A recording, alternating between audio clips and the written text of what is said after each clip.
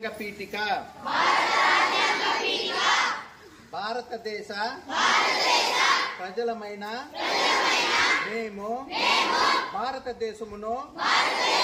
సర్వసత్తాక సామ్యవాద లౌకిక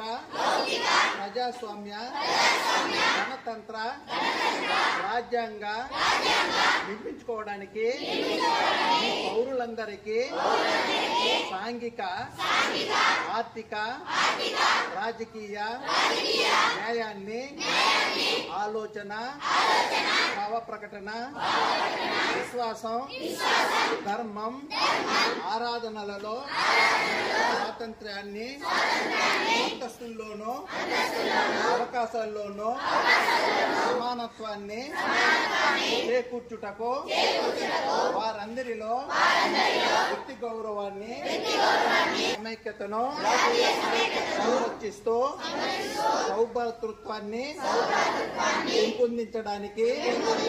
1949 నవంబర్ 26న మన రాజ్యాంగ పరిషత్తులో